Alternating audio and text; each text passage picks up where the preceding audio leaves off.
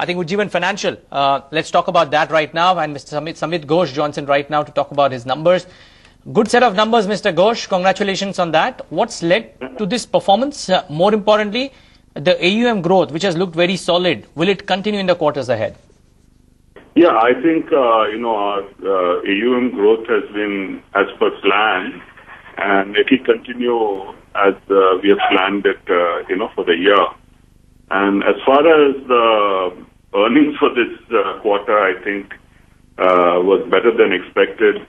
But it was largely because of, we have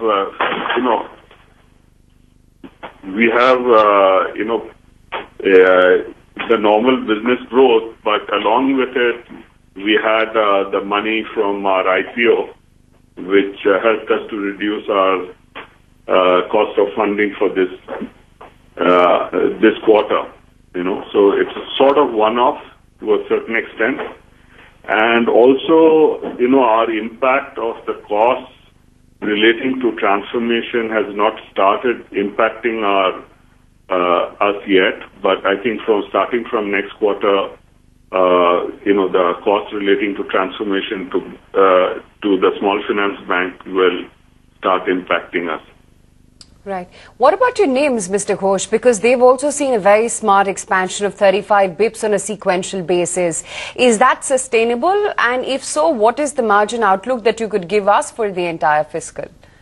So, basically on the NIM side, as I told you, the cost of funds this quarter was, slower than anticipated because of the shareholder funds, from the IPO which we were holding. I think that impact will disappear from next quarter.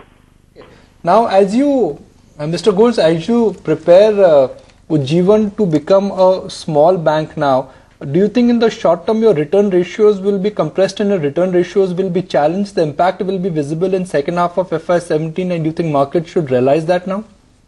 Yeah, we've always said that, the 2-year period when we are, the period in which we are transforming and the 2-year period following that, our returns would definitely be impacted before it starts picking up again and becoming normal, So that's, we've always said that, that's a normal impact when you are making such a major change.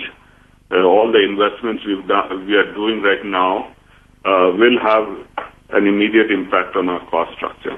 So, safe to say that in the short term, your return ratios have peaked out. What you've reported with your Q1 numbers, given that you would be in this transition process, your Q1 numbers will now be a high watermark? Yeah, I would say that it's either peaked out or very close to peaking out. Okay. That's very candid, Mr. Ghosh, and good that you've said that as well.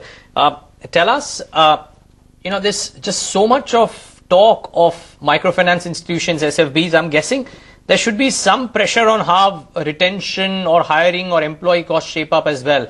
What is your sense, and does that worsen in the quarters ahead, or you're not too bothered by that? No, I don't think we are bothered that much by retention, but our employee costs definitely will be going up because the kind of, we would be recruiting definitely a lot of people from the banking sector and, different set of people from what we have had in the past as a microfinance institution, and that will impact, we will have higher personal expenses. Right. Along with our investments in IT, etc. Mr. Ghosh, with this kind of intense competition now in the SFB space, for FY18, where is it that we can expect your ROAs and ROEs? I can't give you the numbers, but I think it will be slightly lower than what we have now. Okay. So you do see an impact of intense competition in the sector? It's not because of the competition as such. It's just a gestation period where we are transforming to a bank, and you see the results of all those investments we make on people in terms of the IT and the infrastructure, that will take a little time, and that's what we've always said right from the beginning. Now, Mr. Ghosh, there would be a time when the base effect will also kick in for your loan disbursement. How far are you away from that base effect?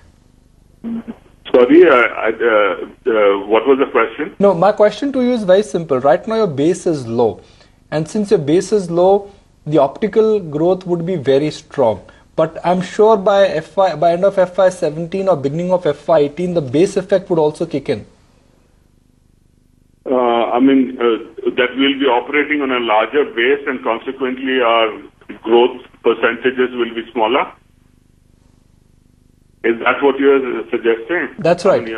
Yeah, obviously, as our base keeps growing, becoming larger and larger, our percentage growth in terms of what you are seeing in terms of optics will definitely not be the same.